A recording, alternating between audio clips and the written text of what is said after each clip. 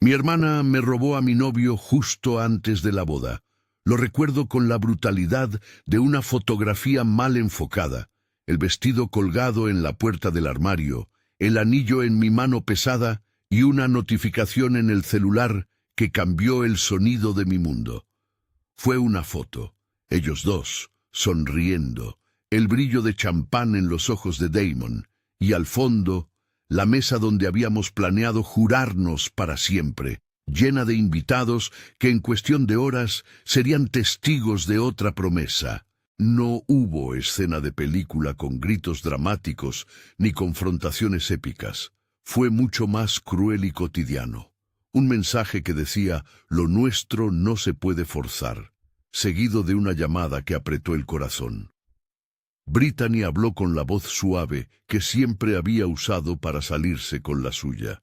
Damon, con la seguridad de quien cree que el mundo le pertenece, dijo que lo sentía, que no era lo que esperaba. Y mi madre, Pamela, que había pasado años moldeando la narrativa familiar alrededor del brillo social, apuntó la mirada hacia mí como si todo aquello fuera mi error. La noche antes de la boda, me quedé en la casa donde habíamos planeado dormir juntos por primera vez como marido y mujer.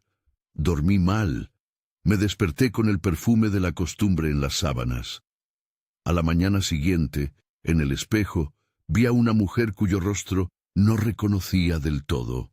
Alguien que había perdido una promesa y con ella parte de su dignidad pública.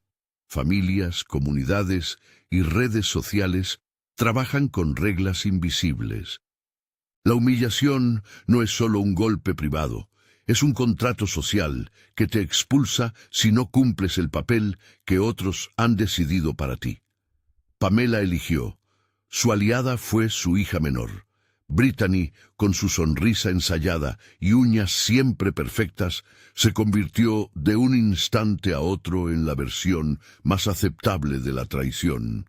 La que no levantaba escándalo visible, pero sí colocaba un escalón de poder entre nosotras. Damon apareció en todas las fotos, con un gesto que ahora entiendo como el del hombre que cree que el mundo le recompensará por ser audaz. Me llamaron dramática en grupos privados, me desestimaron en cenas familiares, y comenzaron a circular pequeños cuchicheos que dolían más que cualquier palabra directa. Lo peor no fue la pérdida en sí, sino la velocidad con que mi entorno decidió reescribir la historia. No importaba cuánto amor hubiéramos construido. Bastó una sonrisa más bonita y una buena disposición para que me etiquetaran como la que no supo retener. Me convertí en una nota marginal en la novela que ellos seguían escribiendo. Al final, la boda no fue solo cancelada. Mi lugar en la mesa social quedó vacante. Pasaron los primeros meses como si las horas tuvieran que aprender a moverse sin la gravedad de aquel plan forjado a dos. Las llamadas amables se volvieron escasas. Los mensajes, antes llenos de planes y anécdotas, se tornaron en silencios que sabían a juicio. Pamela me veía con esa mezcla de decepción y orgullo herido que solo las madres que miden su valor por el brillo de su círculo social saben tener. Cada encuentro con Brittany era un ejercicio de civismo contenido. Fingíamos normalidad como si eso borrara la traición. Hubo días en los que pensé en la venganza como una película que ver por la noche, con palomitas, sin reconocer que en mi interior se cocinaba algo mucho más metódico. No porque quisiera verla sufrir por puro placer, odio ese tipo de triunfo, sino porque la humillación había dejado una deuda moral que pedía ser saldada. No buscaba hacerle daño. Buscaba recuperar cada una de las pequeñas piezas que me habían quitado, el respeto propio, la dignidad, la posibilidad de ocupar un lugar sin que mi nombre fuera sinónimo de fracaso sentimental. Decidí no pelear en público. Gritar habría alimentado exactamente la ferocidad con la que me habían borrado. Así que opté por desaparecer, no por rendirme. Me mudé a un departamento pequeño, vendí el vestido y comencé a aprender a contar mis propias posibilidades en lugar de llorar las que perdí.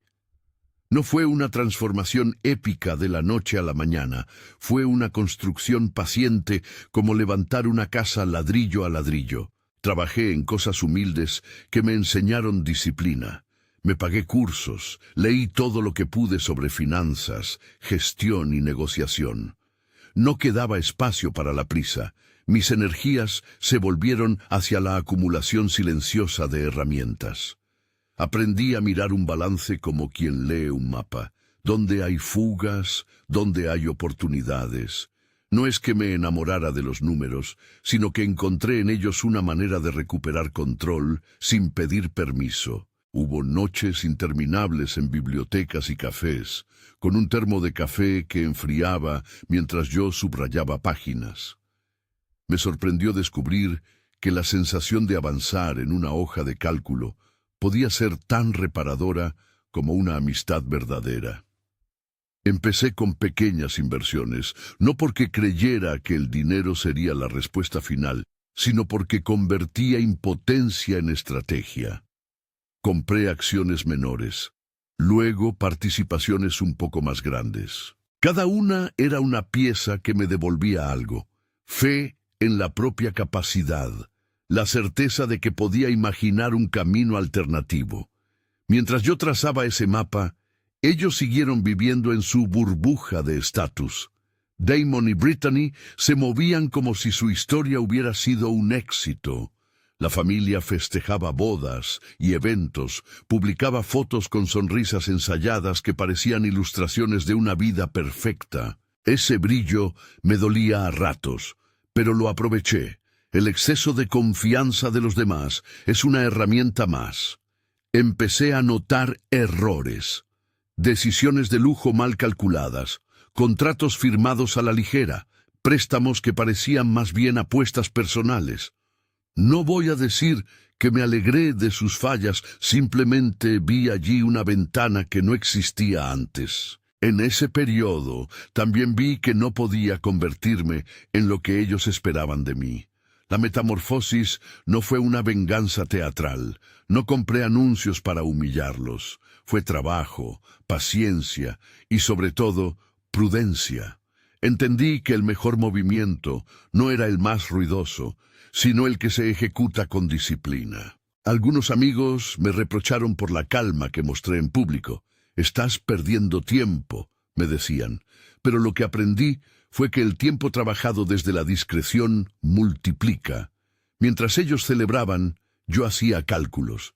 Mientras organizaban cenas, yo firmaba pequeños papeles que nadie notaba.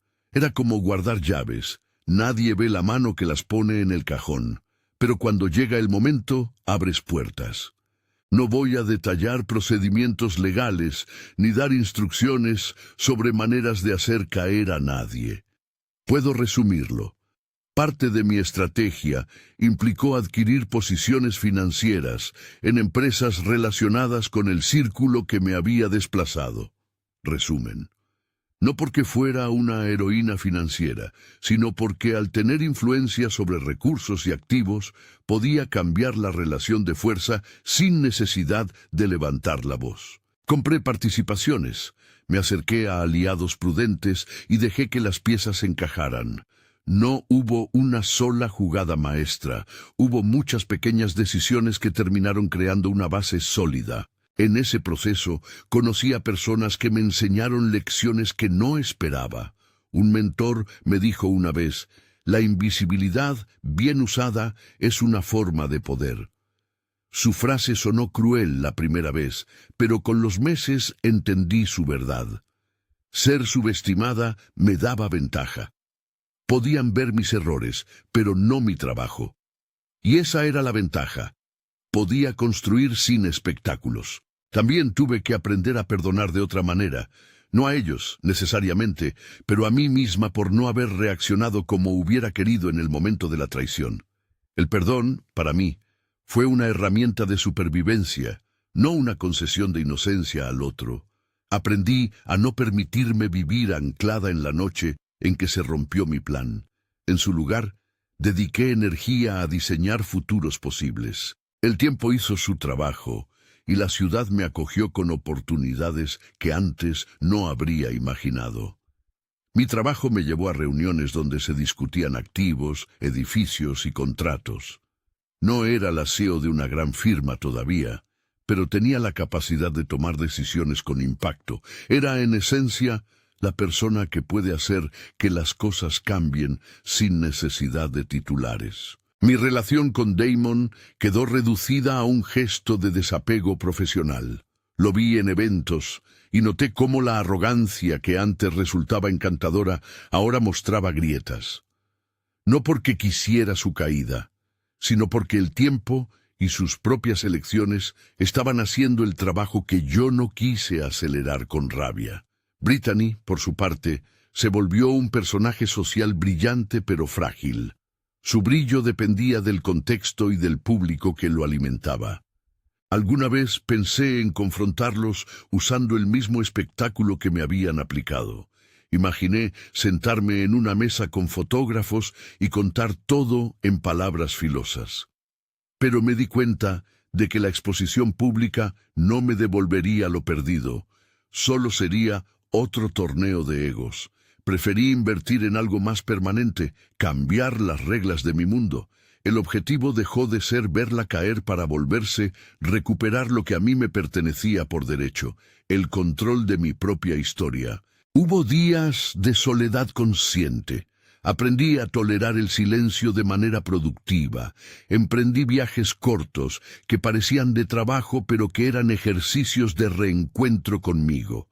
Me compré un reloj discreto que no gritaba marca, pero que cada mañana me recordaba quién era la persona que iba a enfrentarse al mundo. Al principio, ese reloj era una promesa.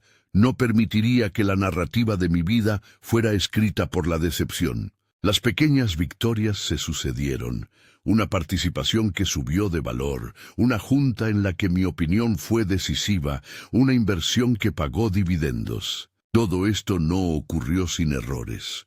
Me equivoqué en contratos, confié en personas que no estaban a la altura y pasé noches enteras pensando si todo esto merecía la pena. Hubo momentos en que la nostalgia me golpeó con fuerza, canciones que me devolvían al primer baile planeado, perfumes que me arrastraban a recuerdos que olían a promesa rota. Pero poco a poco esos golpes se volvieron anécdotas en lugar de destinos. Aprendí a transformar el dolor en una brújula, no en una prisión. Cuando por fin tuve la oportunidad de adquirir una posición significativa en un activo que tenía relación con el pasado, un hotel boutique que solía ser centro de eventos y donde se celebraban bodas familiares de nuestra comunidad, supe que iba a ser una decisión simbólica más que ostentosa. No lo hice por espectáculo. Lo hice porque simbolizaba la posibilidad de reescribir un espacio que había sido testigo de mi humillación. Había algo poético en tomar las riendas de un lugar que contenía tantas memorias, pero mi intención principal era práctica. Quería asegurar que el impulso de su familia, su poder económico y sus errores quedaran controlados por criterios responsables. De nuevo, no voy a detallar cómo se hicieron las transacciones. Puedo decir, en resumen, que la compra de participaciones y la negociación con acreedores fue un proceso que involucró asesorías legales y financieras. Resumen. No hubo trucos mágicos ni actos ilícitos de mi parte. Hubo paciencia, asesoramiento profesional y una lectura fría de la situación financiera del activo. Les diré una cosa.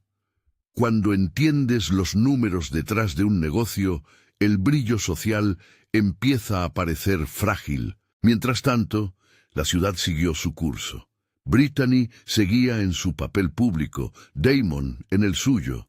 Pamela seguía manteniendo esa imagen de matriarca impecable, anfitriona perfecta en cenas donde se alababa a la familia.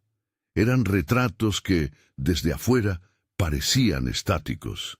Pero los engranajes financieros no respetan apariencias. Una mala inversión aquí, una obligación de deuda allá, y lo que creías inamovible empieza a tambalear.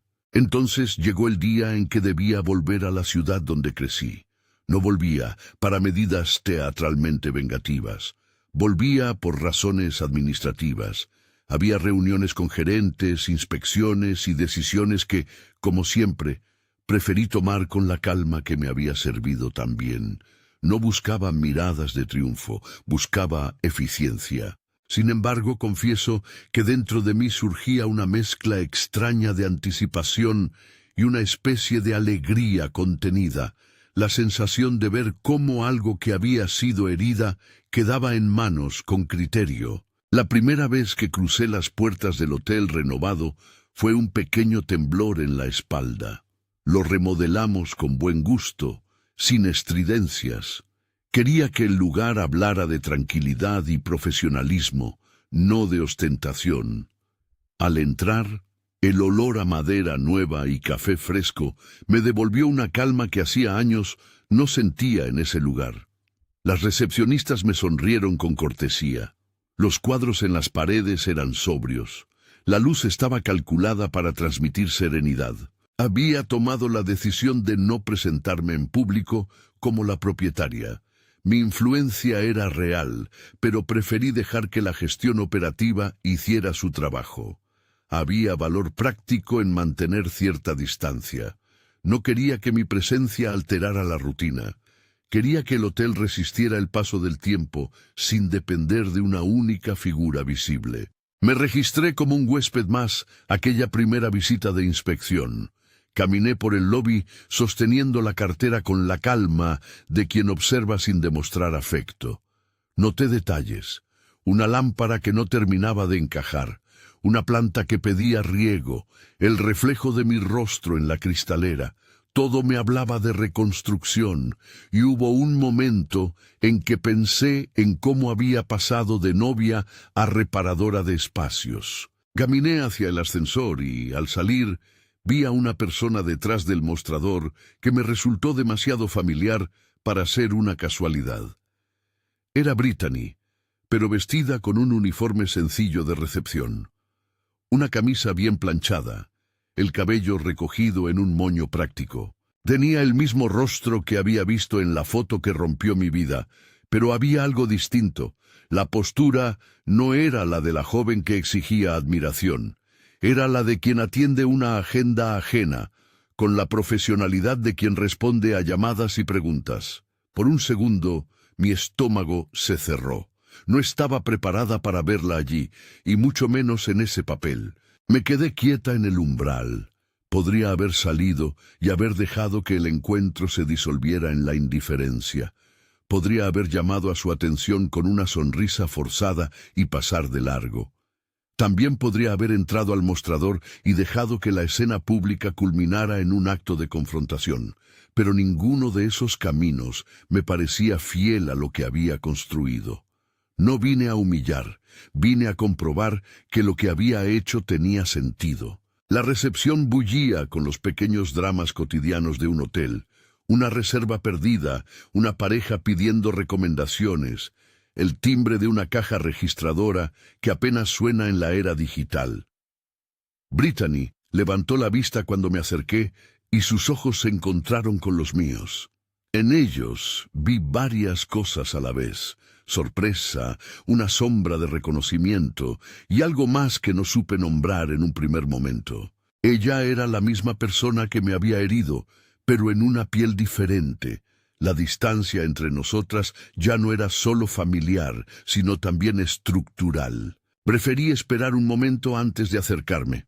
Había algo en esa espera que no quería romper.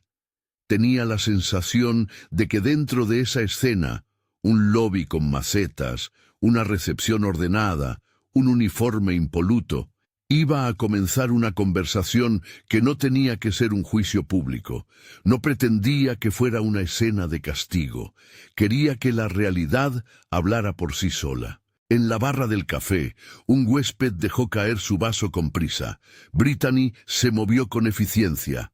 Sus manos, esas mismas manos que recordaba levantándose en brindis familiares, ahora servían café y resolvían problemas de huéspedes. Había ironía en la imagen, sí, pero también una posibilidad de conversación que no esperaba. ¿Qué pasa cuando el símbolo de estatus recalcula su lugar en el mundo? ¿Se trata de caída, aprendizaje o simplemente de itinerarios distintos? Respiré y pensé en todas las veces que me dijeron que yo reventaría por dentro si algún día la vida les cobraba lo que me habían quitado. No fue así. El golpe había perdido su punta. Ahora era algo que podía contemplar con la frialdad de quien ha invertido tiempo en pensar antes de actuar. Me acerqué al mostrador con paso sereno. Brittany me vio acercar, y su sonrisa, esa sonrisa que alguna vez fue el arma, se borró por completo. Por un instante no supo cómo mantenerse en la profesionalidad absoluta que su empleo demandaba. Fue una fisura pequeña, humana, y en esa fisura había una pregunta que yo ya no necesitaba formular en voz alta. No me presenté como dueña, ni hice una escena teatral. Dije mi nombre como quien devuelve una ficha de identidad que siempre ha sido suya. Ella hizo lo mismo. Las palabras fueron cortas, medidas. No hice acusaciones, no enumeré agravios. Eso quedaba para otra instancia. En ese momento simplemente confirmé nuestra existencia mutua, en un espacio donde había estado la memoria de mi antigua vida. Cuando di la espalda, el lobby continuó con su ritmo. La vida sigue, pensé, pero no puede seguir sin responsabilidades. Y ahí, en ese pensamiento, se abría la segunda parte de la historia que no quería contar todavía con la lengua envenenada por la revancha. Me fui con la sensación de que algo se había movido, como una ficha que había comenzado a deslizarse en un tablero que yo misma había preparado con paciencia. Si alguna vez te han traicionado alguien cercano, cuéntamelo abajo. Me interesa leer cómo te levantaste después de que todo pareciera derrumbarse. Salí del hotel con la calma que me había acompañado en cada decisión importante. Paso medido, mirada neutra, el bolso en una posición que no delatara nervios. Afuera, la ciudad seguía con su prisa habitual. Un mensajero cruzó con un paquete, alguien gritó desde un taxi.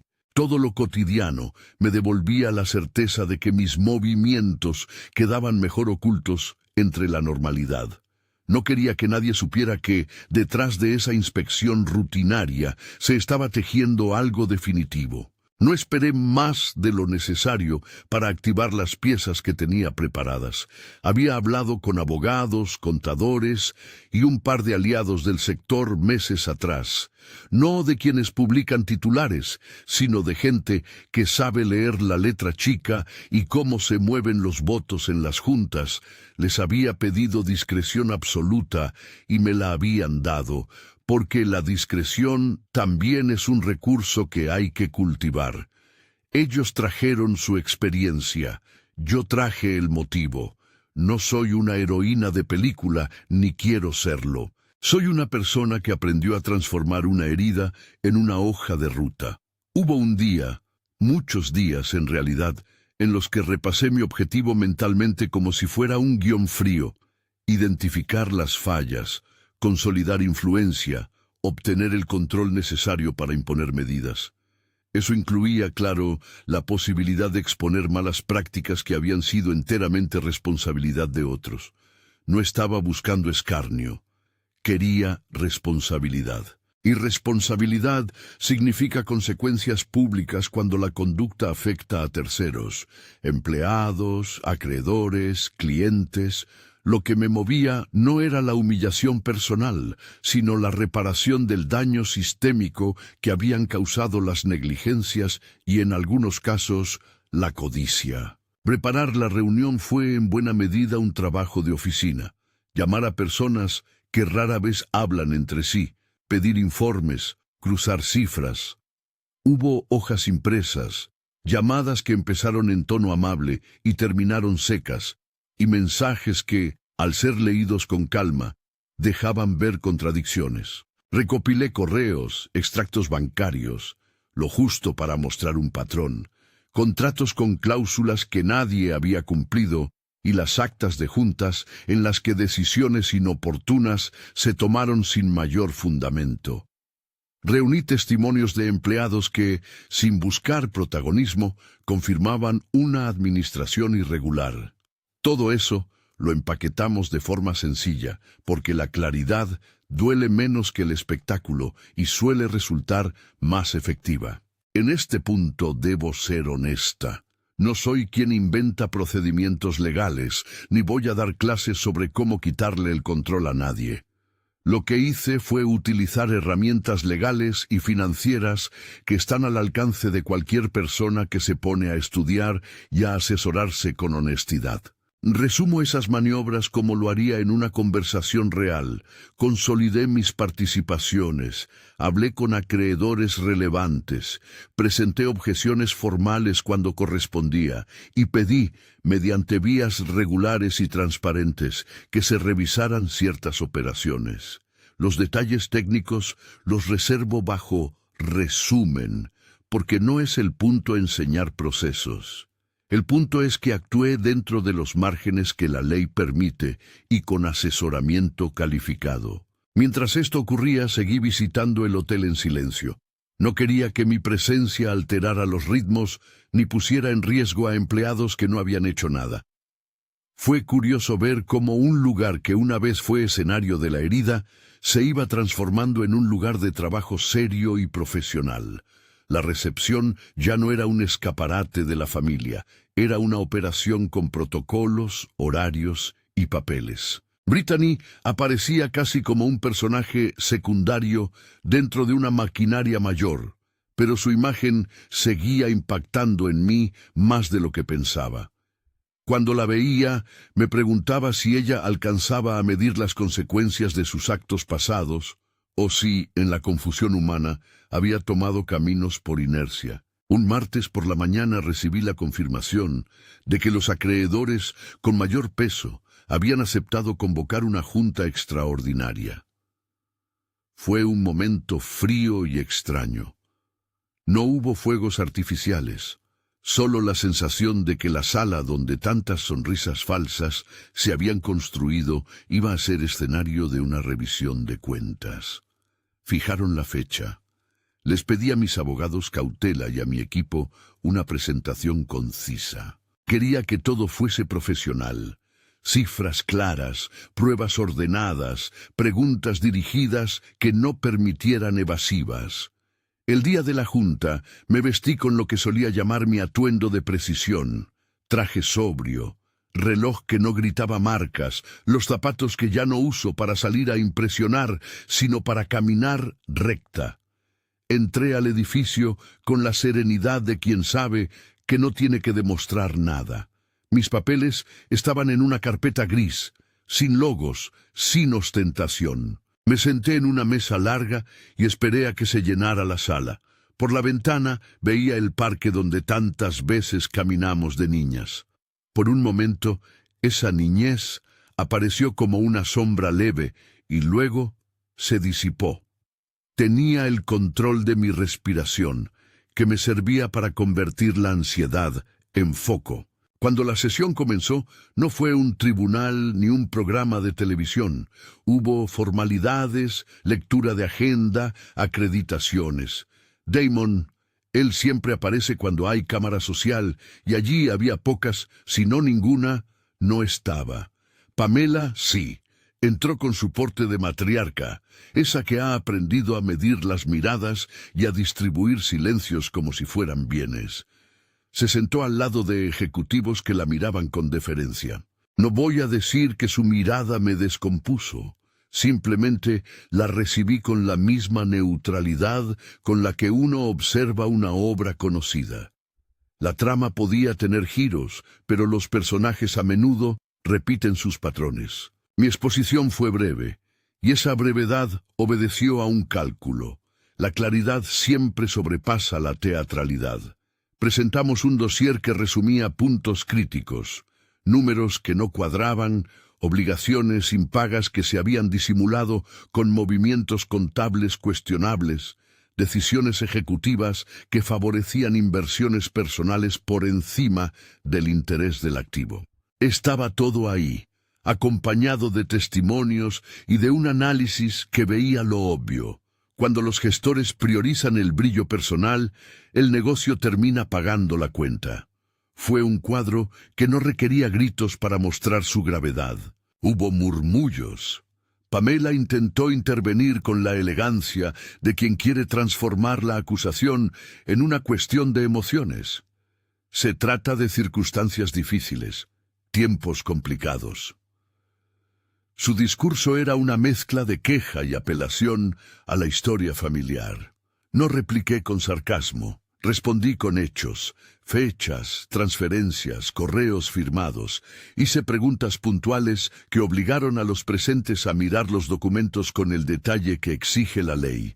En más de una ocasión, un directivo miró a su alrededor y sus ojos delataron que no todo tenía explicación ni soporte.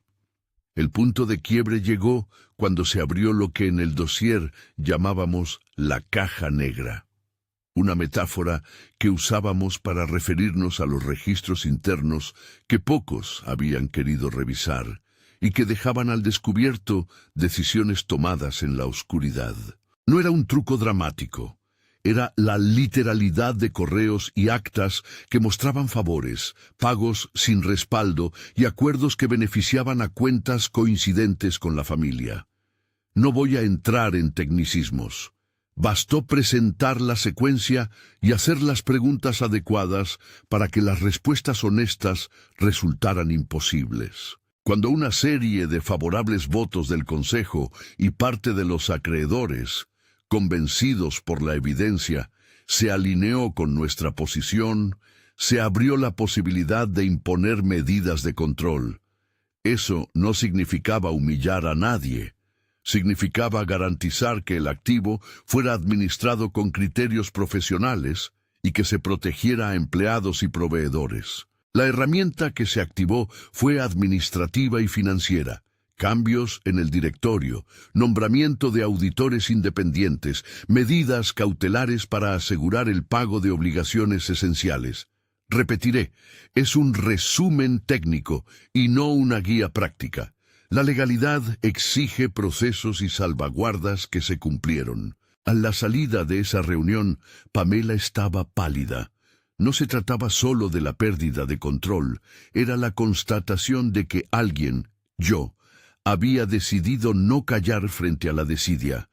Su orgullo se tambaleó, porque su legitimidad social se basaba en la idea de que todo aquello le pertenecía por derecho. Ella había apostado al brillo, yo había apostado a la certeza. No ofrecí discursos triunfales en el pasillo. Firmé los formularios que debía firmar y esperé. La tormenta, cuando viene, a veces solo necesita viento para empezar a levantar polvo. La noticia corrió en círculos privados, cambios en la administración del hotel, medidas de supervisión, apertura de auditoría. No hubo titulares sensacionalistas. Fue más bien un rumor industrial, la clase de información que llega a quienes manejan contratos y reservas. Para la familia, fue un golpe. Pamela intentó usar su red social y su influencia para frenar la narrativa, pero la evidencia no se apaga con hashtags. El que debe responder ante números, lo hace ante números. En medio de ese proceso, y con todo el peso de lo formal en marcha, quise preparar una conversación que fuera humana. Ya no era una niña que esperaba explicaciones. Era una adulta que podía ofrecer alternativas. Pedí hablar con Brittany. No lo hice para recriminarla con ironías. Lo hice porque veía en ella, ahora de uniforme, la evidencia de una persona que había sido moldeada por un contexto de privilegios y que, llegado el momento, no supo sostenerse. Había, además, cierta curiosidad. ¿Hasta qué punto Brittany entendía el alcance de lo que había hecho? ¿Se arrepentía? ¿Era consciente del daño? Y, más importante, ¿estaba dispuesta a asumir alguna responsabilidad?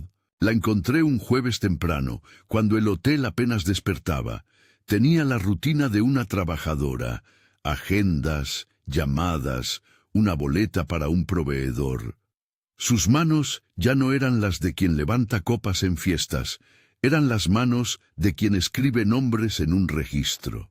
Nos miramos con la carga de un pasado que ambos compartíamos y que ninguno de los dos quería revivir palabra por palabra. Le pedí que entrara a una sala pequeña, sin testigos. En ese encuentro buscaba claridad más que revancha. Brittany empezó con una excusa aprendida. Su voz sonaba a defensa inicial. Me contó que después de aquella noche las cosas habían sido más difíciles de lo que aparentaban, que en su entorno también hubo presiones, expectativas y un camino que no había sabido negar. Pero su relato no era una absolución, era una explicación humana. La escuché con atención, tomando nota mental de pequeños gestos. Su forma de bajar la mirada, la manera en que rozaba el borde de su uniforme. En un momento, su voz se quebró al mencionar a mamá, no de forma melodramática, sino como quien revela una grieta que siempre estuvo cubierta por la pintura del orgullo. No la acusé de maldad sistemática. Le hablé de las consecuencias que sus decisiones tuvieron y le expliqué que más allá de los titulares personales, había una empresa con empleados que necesitaban certezas. Le di el mismo espacio que me hubiera gustado recibir años atrás, la posibilidad de explicar su versión sin que esa versión la absolviera automáticamente. Ni sentí en mí la necesidad de castigar, ni la compasión la convirtió en inocente. Fue una conversación real, con asertividad y límites. Al final de esa charla, le propuse algo que pocos podrían considerar. Ofrecí una vía digna, no humillante, para que continuara trabajando bajo supervisión profesional si ella estaba dispuesta a aprender y a asumir responsabilidades reales. No era un gesto de piedad, era una decisión estratégica y humana. Entendía que echarla a la calle no iba a reparar el daño ni a darle a nadie la sensación de justicia, pero tampoco quería que su permanencia fuera un premio automático. Le propuse capacitación, un acuerdo que incluía medidas claras y evaluables. Le dejé claro que la confianza se recupera con pruebas, no con palabras. Sus ojos se llenaron de sorpresa, no porque esperara misericordia, sino porque no suponía que alguien que había sufrido lo que yo sufrí podría ofrecer una salida que no consistiera en venganza cruda. Por primera vez vi en ella algo distinto, una postura que no era la de la manipuladora segura, sino la de quien percibe, de golpe, las consecuencias de pequeñas decisiones acumuladas. Al terminar, nos dimos la mano. No fue un apretón efusivo. Fue un cierre práctico, la señal de que algo había cambiado entre nosotras. Mientras eso ocurría, las medidas que habíamos impuesto empezaron a tener efectos concretos. Se designó una administración interina con la misión de sanear y transparentar.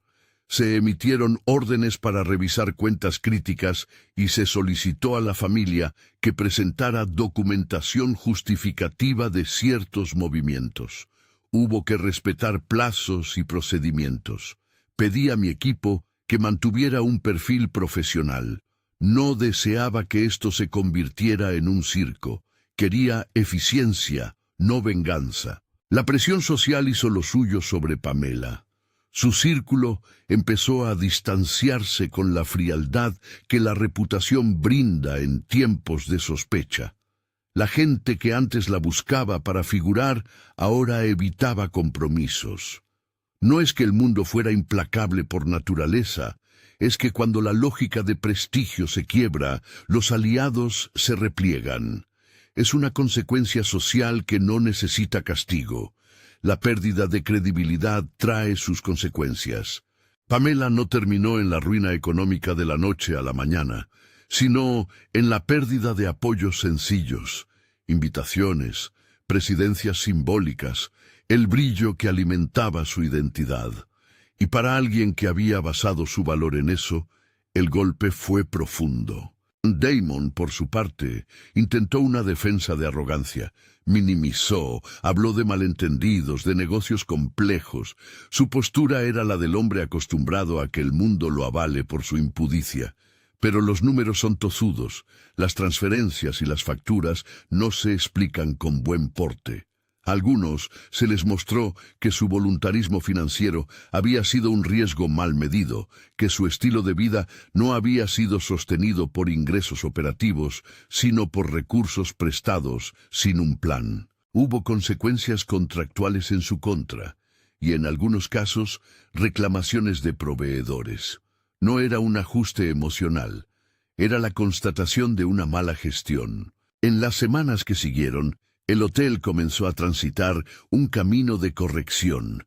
Se publicaron comunicados que explicaban cambios en el directorio y planificaciones de transparencia. No hubo titulares incendiarios, pero sí un nuevo ritmo de trabajo. Auditorías, capacitación al personal y medidas para asegurar la continuidad de empleo. Para mí, el objetivo era claro.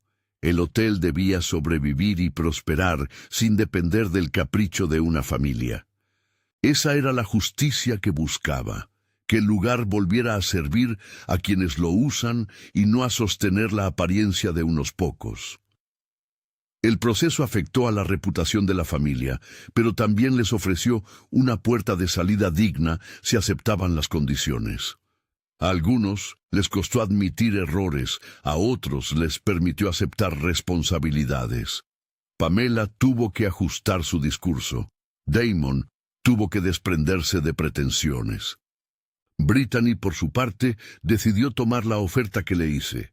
Formación, supervisión y la posibilidad de un puesto que con el tiempo podría reconvertirse si demostraba compromiso. No fue un regalo. Fue una posibilidad que ella aceptó con una mezcla de orgullo mermado y deseo de permanecer con una base que le permitiera rehacer su vida sin depender de la fama familiar. Puede que a algunos esa decisión les parezca blanda. Podría haber optado por la humillación pública, por exponer todo en mayúsculas para alcanzar una satisfacción inmediata. No lo hice porque esa clase de espectáculo tiende a alimentar el mismo circuito de dolor que me motivó a actuar. Quería, en cambio, restituir el equilibrio, que quienes habían sido responsables afrontaran las consecuencias y que quienes sufrían las consecuencias, empleados, proveedores, clientes, recuperaran seguridad. Eso no es menor. Después de que los papeles estuvieron firmados y las medidas en marcha, una noche caminé por el lobby del hotel de forma más relajada. La lámpara de la entrada proyectaba formas suaves en el suelo y una música de fondo apenas audible formaba parte de una normalidad renovada. Vi a empleados que saludaban entre sí sin la carga de gestos estudiados. Vi a Brittany tomando notas, concentrada, sin la necesidad de fingir brillo. En ese instante me invadió una sensación que no puedo calificar de triunfo, porque el término suena mezquino. Era, más bien, la paz de quien recuperó la propia narrativa. Firmé los últimos documentos con mi caligrafía acostumbrada, firme, sin sobresaltos. Dejé en la secretaría una carta para el equipo directivo donde explicaba, en términos sencillos, que mi interés principal era la estabilidad del hotel y el bienestar de quienes trabajaban en él. No hice alaracas públicas, no subí fotos a redes. Mi satisfacción no necesitaba testigos. Me fui a casa sintiéndome completa de una manera que no conocía cuando era novia. Había logrado recuperar algo más profundo que un lugar en la sociedad.